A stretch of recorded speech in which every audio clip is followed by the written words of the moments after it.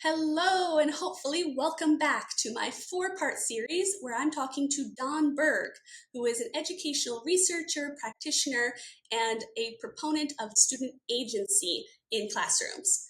Don has written some fabulous books, including Schooling for Holistic Equity and the Agentic Schools Manifesto. And he's joining me for a third conversation in our series, where today we're talking all about testing, assessment, and grading, and how the way that democratic schools focus on knowing that their students are learning differs from the traditional classroom. Welcome back, Don Berg. This is the third episode of our interview series all about democratic and progressive education, specifically around asking the questions that mainstream educators like myself might have about these new funky styles of school, which actually aren't that new and aren't that different. It's a different framework, like you say, a different pragmatic ideology of what does school really look like, what does it mean, and how do we make the foundation. And today we're all talking about grades and tests and assessment and how do we even know if the students are learning? Because democratic schools do it very differently than traditional models. So to jump in, how do these schools define success, measure success if they don't have tests, grades, assessments? Okay, so the primary assessment is this child a productive human being, a functioning human being? And so, how do you know that? Well, you look at their life and you say, is it working? Now, that doesn't ignore the realities of poverty and structural problems with our society, because those are true and those are real. But within the school environment, we're looking at, okay, when they're given the opportunity, do they take advantage of things? Are they building on? And the central assessment really is, what are the quality of their relationships in the school? Because they literally don't have grades and test scores and things to rely on. And that's a consequence of the idea that agency is the central educative element of school. Now, they don't use that term yet. I'm working on them for that. That's why I bring it in. But because my framework is this psychological framework of looking at what functional human beings are and how they are, one of the assumptions is that the children are inherently curious. If you see a child not exhibiting curiosity, that's an environmental problem, not a problem with the student, with the child. And so that is the fundamental assumption, then things follow from that. So one of the things is we don't have to do a bunch of things to evoke curiosity. Curiosity is inherent. It's the baseline. It's the starting point of a healthy human being. And then you get healthier from there. You get more, you build skills, you build, all the things you want. So one thing, Todd Rose has done some really great work on what he calls collective illusions. And one of the collective illusions that we have specifically in schools is, oh, well, everybody wants their kids to be, get good jobs and get good grades, and those are the things that matter in schools. The nature of a collective illusion is that no one or very few people actually believe that, or actually value those things more than a prosperous, happy life, an engaged, productive citizenship as the outcome that matters. The vast majority of Americans, because I think his work has primarily been in America, it might be international, but I'm sure of it in America, is that we believe everyone else, the majority of other people, want those materialist outcomes. Good job, good grades, whatever, good test scores. But the actual majority believes in these non-materialist things: productive citizenship, responsibility, being knowledgeable around the reality of how the real world works. That's actually what people, the majority, value more. But they're resigned to a system that does not value those things. And so they go along to get along. It's the collective illusion that what we've always had must be the right way. Looking at the tangible aspects of success, like having a good job, getting into the university, but we're not thinking about the intangibles of feeling competent and having just that sense of competence for yourself and this autonomy to create your own choices in life rather than just going on the hamster wheel. But those are so much harder to discuss because they're abstract. And I think that's where having conversations with learners, talking about journaling and goal setting and one-on-one progress checks could be a way for a mainstream educator to bring some of these ideas in, because we're having students in conversation about where they're going, what their actual objectives are, rather than having a top-down controlled sense of like, you have to get good grades to get the good job, to get into the school, to have a good life. Because we can't really measure a good life by those, tangible aspects. You might have all the money in the world. Are you necessarily happy? Right. There's clear evidence that that is not the case. So you're right. So what a mainstream educator can do is there's a couple things to recognize here. One is the collective illusion. So it doesn't mean everyone agrees. It means that there's a majority generally that believes these things. So understand the political nature of teaching. Don't forget that, because that's crucial. If you're making a shift, you're trying to improve your situation and you're trying to figure out how to move forward, and you're going to take some kind of shift in emphasis, make sure that you're checking in with your parents, with your administration, with whoever. Figure out, talk about the collective illusion. If you can start to talk about, wait, what do you really value? Do you value the grades? Literally, some families do. Okay. Then you need to understand that and recognize that the people who really value grades are going to be resistant if you say, let's explore not having grades, or let's explore de-emphasizing grades, or let's explore like any change to the status quo. If they perceive it as a threat to their values, then they're going to come after you. So you should understand, what are the values driving the people who affect my life, which is your administrator, who you're reporting to, and their constituents, which is parents and boards and things like that. So always, always, always understand you're embedded in larger systems, and you have to acknowledge that fact.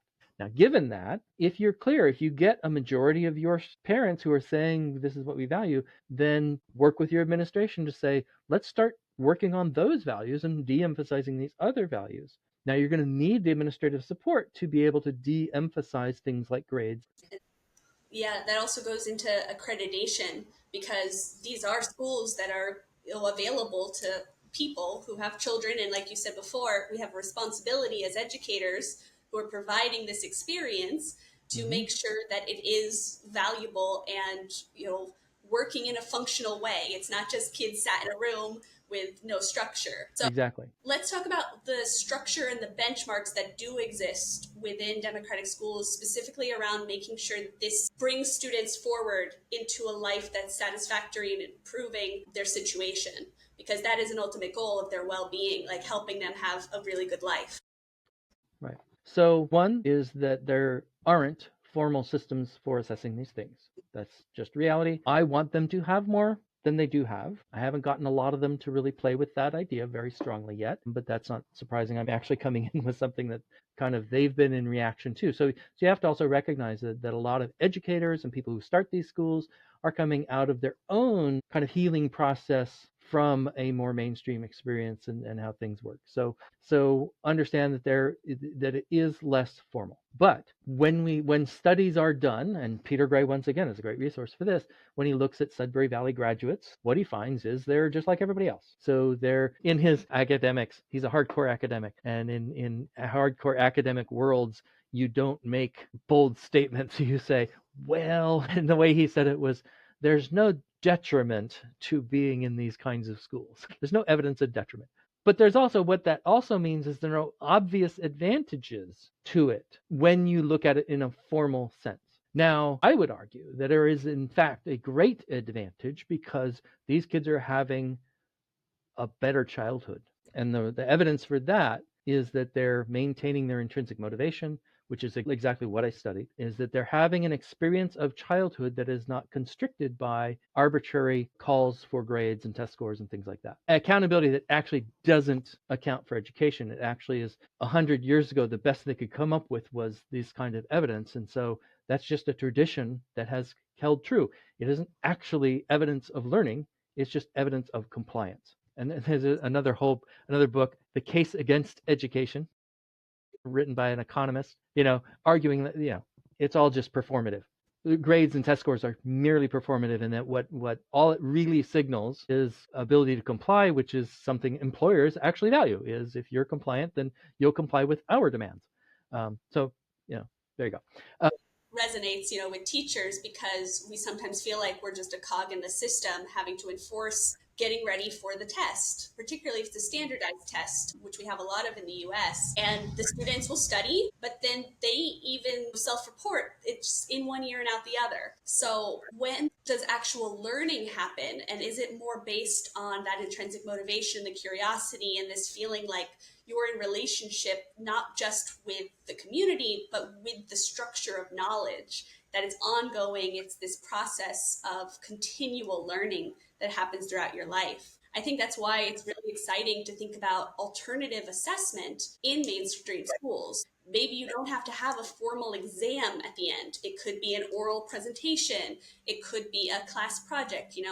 Project-based learning has done a lot with this, but there's still more work to do on what does it actually look like to show that you've understood and transferred the material, not just absorbed it. Right. One of my interviews was with Dan Dermesich, who runs a school in Rochester, or ran. He doesn't. I don't think he doesn't run it now. But he was name of the school is escaping me. But he was part of the Coalition for Essential Schools, which when NCLB passed in the U.S. So this is one of the making testing much more central than it had been ever before. Child left behind. Right. Yeah, right. No child left behind. Is they negotiate because the state of New York was following the law and trying to impose all this testing requirements. The Coalition for Essential Schools sued for the freedom to assess differently. And so they, instead of having 5 or 7 or some large number of tests, they were able to negotiate down to one test, which they were shocked they could get that. They were assuming they would have to add more, but like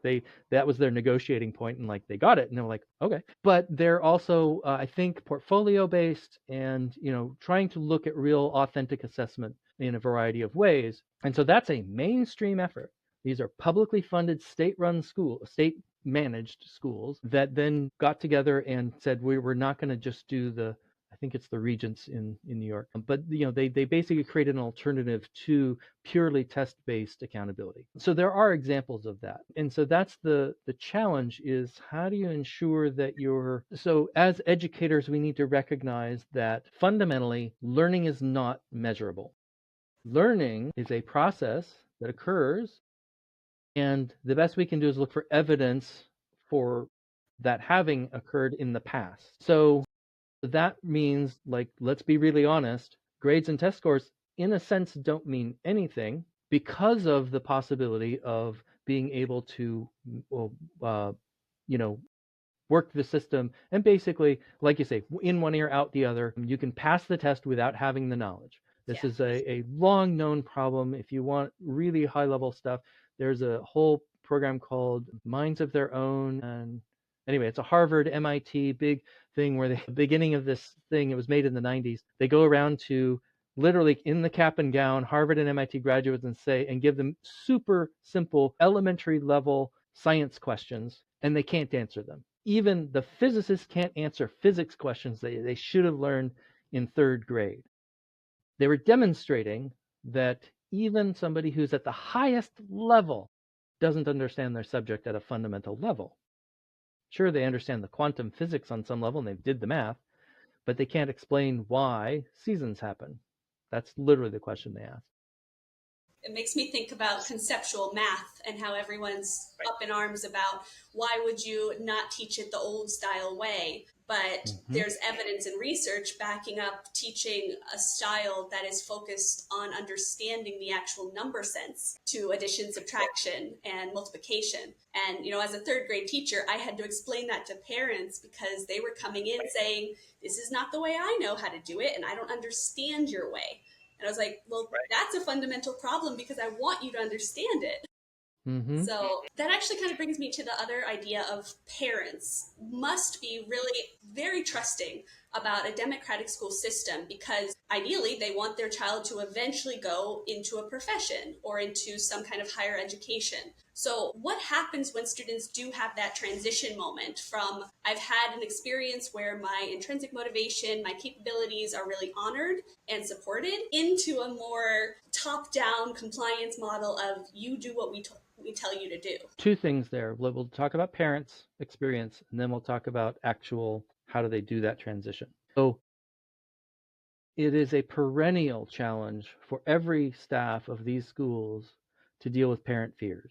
That's just a baseline. It's a problem that you're going to have all the time because of this is not the mainstream, is not supported. It's really hard to deal with your in-laws questioning your every decision. It is really hard for, you might even have your partner, if they don't see the same way. We've had the experience of sort of mom gets really excited about the domestic school and enrolls the kid, and then the father's like, what?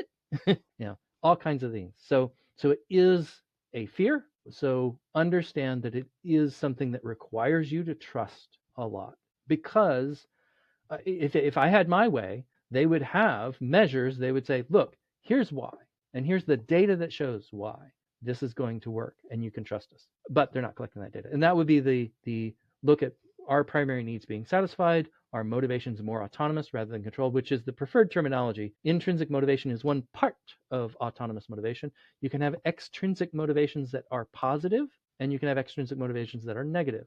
So extrinsic motivation is not a bad thing, but there are bad parts of it. So if you have needs satisfied, you get more autonomous motivations. When you have more autonomous motivations, you get not just behavioral engagement, but agentic engagement. So that's the whole spectrum. And you can measure all those things. So it's true, you mentioned, I think it was actually in the last episode, that it's hard to have these conversations. But from a technical perspective in psychology, it may be difficult to talk about, but it is measurable. And we can do that. It is not a mystery. The measures are there. And my own research found that these kids were more intrinsically motivated. And so when you do the whole set, you could say, look, your kids' needs are being satisfied. They're better motivated, and they're engaged in the best way possible. So there is no problem. It doesn't matter that they don't look like they're doing things, or they don't, they're not bringing home a report card, and they're not. Okay. So that's the parent fear, and there is a way to address that, but we don't have a system for that fully developed. Now the kids making the transition, that's a whole different story in the sense that, so let's assume we're talking about the transition to college, higher education. It can be vocational, but okay. So what does that college, that school, whatever it is, want from a prospective student? What they want is somebody who will suck the marrow out of the experience they have on offer.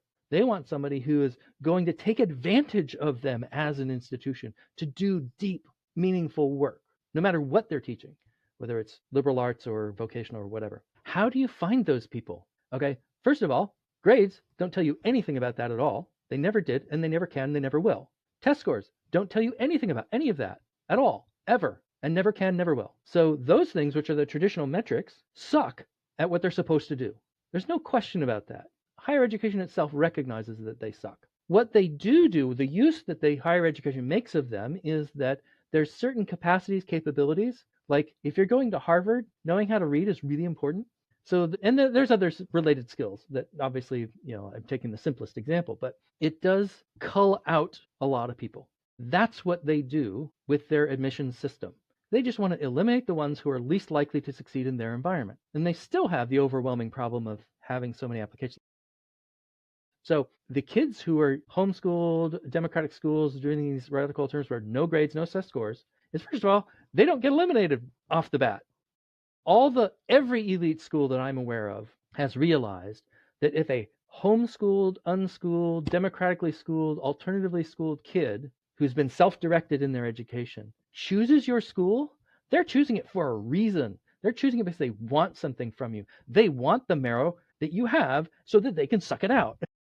Like that's what they want. So the kids are like, one of the things that I think it was Sudbury, one of the schools, at least one of the schools, has interviewed their graduates and said, every one of our students has always gotten into the school of first choice. They didn't just get into school. They always got into their first choice. How is that possible? That is possible because these kids have been in an environment where they realize they have to prove that they're capable of succeeding in that environment.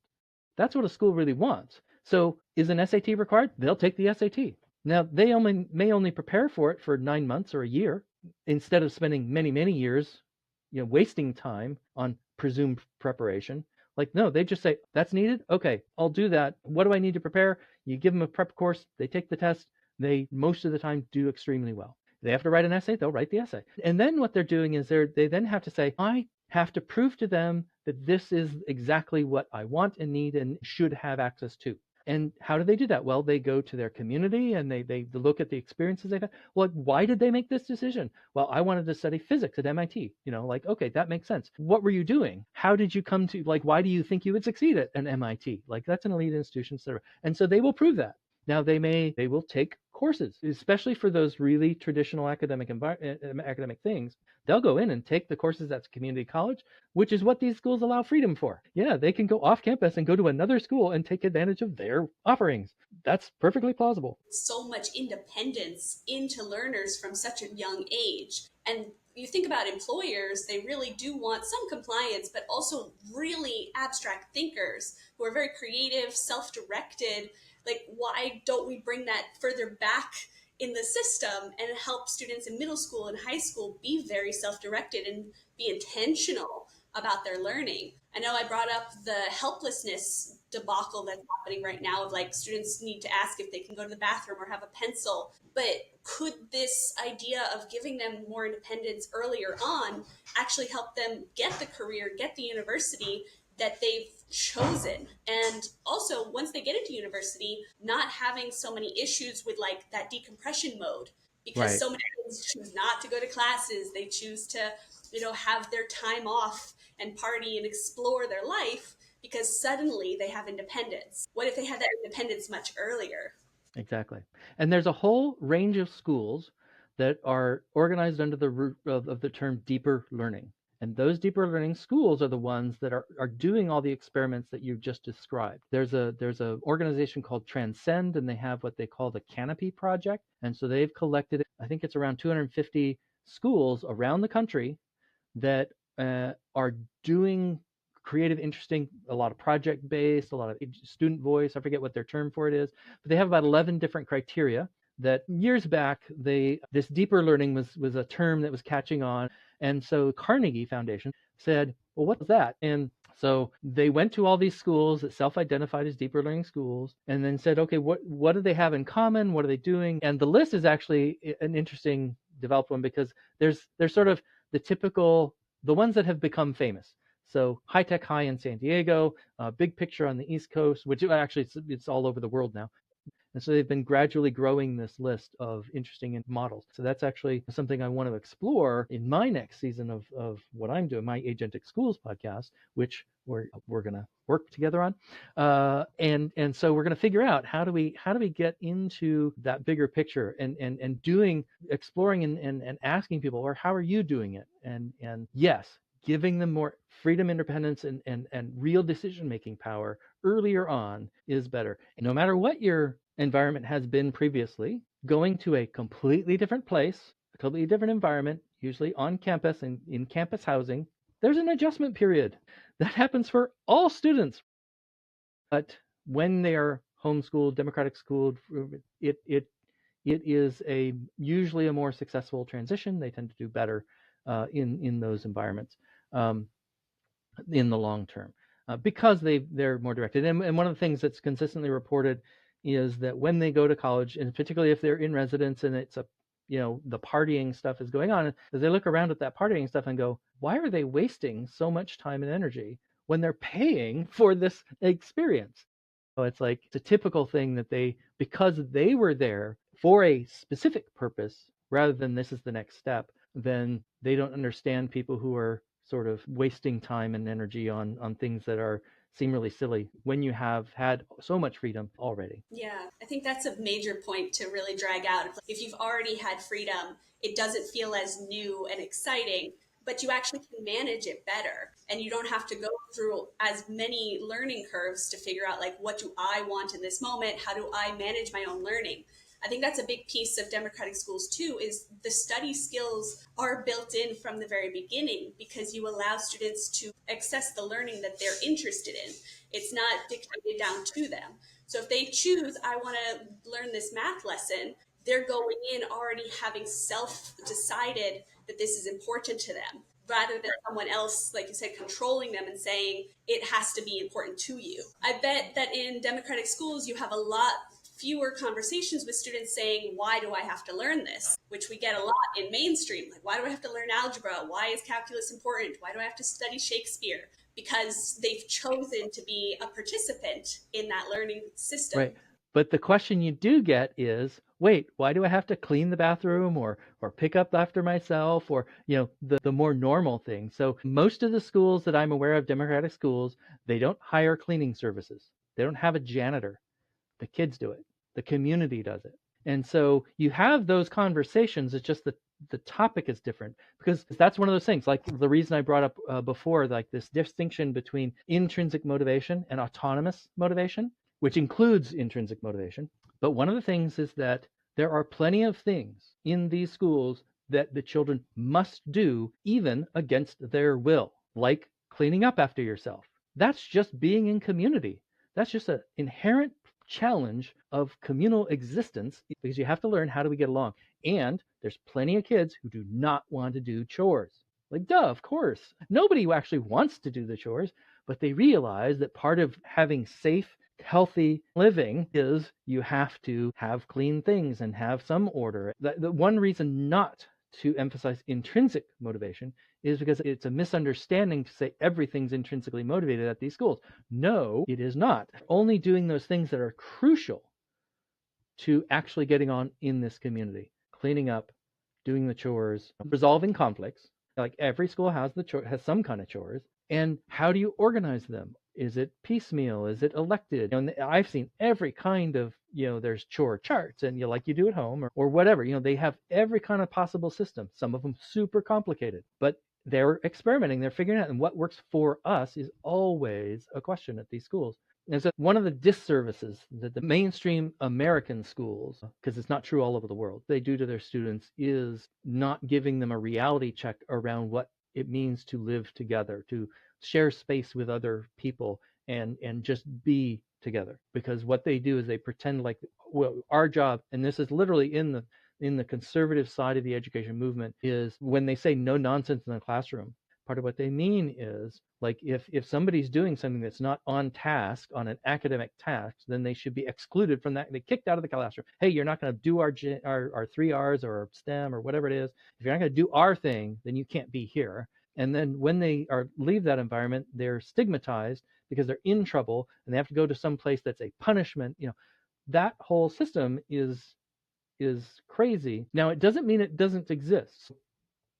An important thing is like if this environment is for math, then it should be about math, and distractions are not welcome. But the question is, when you are not into doing math now and you get kicked out, what are you kicked out into? Is it a stigmatized space, or is it just you're on the other side of the door? Those are two different things. If I'm just on the other side of the door and I get to do whatever I want, then I can figure out, do I really value the math and I should go and comply with those requirements? Or am I like, yeah, hey, I'm not in that space. Something happened today.